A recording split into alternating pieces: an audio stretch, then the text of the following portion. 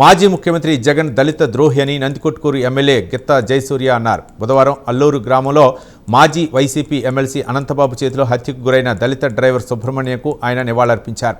ఈ సందర్భంగా ఎమ్మెల్యే మాట్లాడుతూ గత వైసీపీ పాలనలో దళితులపై దాడులు అధికంగా జరిగాయని ఆరోపించారు. ఎస్సీ ఎస్టీ నిధులను తమ స్వప్రయోజనాలకు వాడుకుని ద్రోహం చేశారన్నారు. దళిత హక్కులను కాలరాయటమే వైసీపీ లక్ష్యమన్నారు. ఈ కార్యక్రమంలో దళిత సంఘం నాయకులు దేవ సహాయం, market yard chairman Prasad Reddy, single window chairman Srinivasulu, TDP మండల కన్వీనర్ మహేశ్వర్ రెడ్డి తదితరులు పాల్గొన్నారు.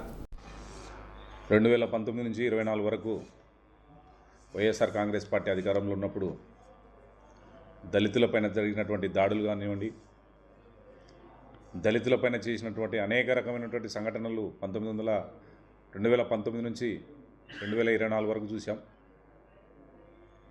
మరి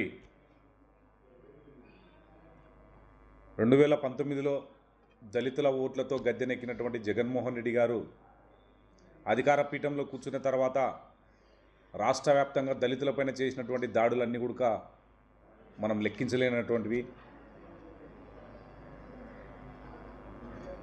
అనంతబాబు దగ్గర, ఎమ్మెల్సీ అనంతబాబు దగ్గర పనిచేస్తున్నటువంటి సుబ్రహ్మణ్యం కారు డ్రైవర్ను ఏ విధమైనటువంటి చిత్రహింసలు పెట్టి అతన్ని చంపి ఎమ్మెల్సీ అనంతబాబు గారు డ్రైవర్ సుబ్రహ్మణ్యాన్ని డోర్ డెలివరీ చేసినటువంటి సంఘటన మనం మర్చిపోలేనటువంటి సంఘటన.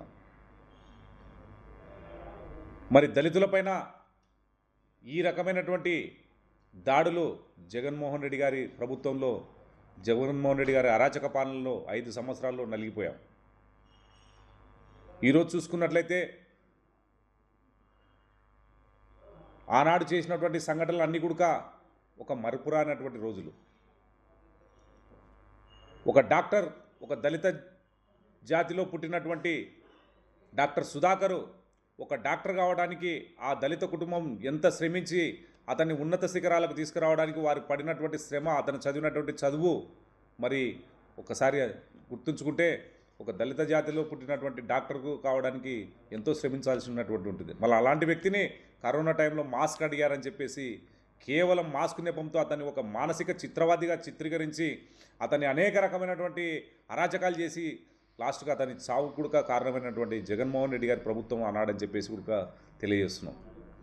మరి అందుపైన మరి ఆనాడు జగన్మోహన్ రెడ్డి గారు ముక్కుమ్మడిగా రాష్ట్ర వ్యాప్తంగా ఉన్నటువంటి సిఎస్ఐ ఆస్తులలో కూడా ఆ రోజు కొల్లగొట్టాలనే ప్రయత్నం కూడా చేసినటువంటి మాట మనం గుర్తు చేసుకోవాలి. దాంతోపాటు గడిచిన 19 నుంచి 24 వరకు కూడా ఎస్సీ సప్లాన్ నిధులు ఎక్కడికి వెళ్ళావో 5 సంవత్సరాల్లో తెలియనటువంటి పరిస్థితి. ఎస్సీలకు సంబంధించినటువంటి ఏ స్కీమ్ కూడా ఆనాడు లేనటువంటి పరిస్థితి. ఎస్సీ కార్పొరేషన్లు కానివ్వండి, సప్లాన్ నిధులు కానివ్వండి, ఏవి కూడా మనకు ఆనాడు తెలియనటువంటి పరిస్థితి. మరి అంతేకాకుండా ఎక్కడ పడితే అక్కడ దళితుల ఆస్తులన్నీ కూడా ఆనాడు అధికారాన్ని అడ్డం పెట్టుకొని వారు ఆస్తులంతా కూడా దండుకోవడం జరిగిందని చెప్పేసి కూడా ఈ సందర్భంగా తెలియజేస్తున్నాం. మరి ఒకసారి మీరు గమనించుకోండి, రాష్ట్ర ప్రజానికం, దళిత సోదరిమణులారా, రాష్ట్రం 2014లో విడిపోయినప్పుడు మనకు ఉన్నటువంటి లోటు బడ్జెట్లో కూడా ఆనాడు చంద్రబాబు నాయుడు గారు ముఖ్యమంత్రిగా ఉన్నప్పుడు 14 నుంచి 19 వరకు కూడా ఎక్కడ కానీ సంక్షేమ పథకాలు కానివ్వండి, దళితులకు సంబంధించినటువంటి ఏ పథకాన్ని ఎక్కడ ఆపలేదు. అన్ని పథకాలు ఇంప్లిమెంటేషన్ చేయడం జరిగింది. అలాగే ప్రతి దళిత వాడలో కూడా వారికి కావాల్సినటువంటి మౌలిక వసతులు అన్నీ సమకూర్చాలనే ముఖ్య ఉద్దేశంతో దళిత వాడలో దళిత తేజం అనే కార్యక్రమాన్ని కూడా చేపట్టి దళితులకు అందరికీ కూడా న్యాయం చేసినటువంటి చరిత్ర గౌరవ ముఖ్యమంత్రి శ్రీ నారా చంద్రబాబు నాయుడు గారిది అని చెప్పేసి కూడా ఈరోజు తెలియజేస్తున్నాం.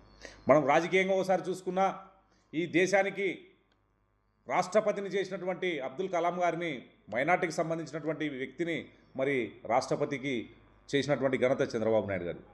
అలాగే ఒక దళితుడు జిఎంసి బాలయ్య గారిని లోకసభకు స్పీకర్గా చేసినటువంటి ఘనత చంద్రబాబు నాయుడు గారిది. అలాగే ఉమ్మడి ఆంధ్రప్రదేశ్లో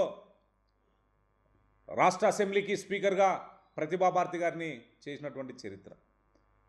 అంటే దళితులను రాజకీయంగా కావచ్చు, ఆర్థికంగా కావచ్చు, అన్ని విధాల సమానమైనటువంటి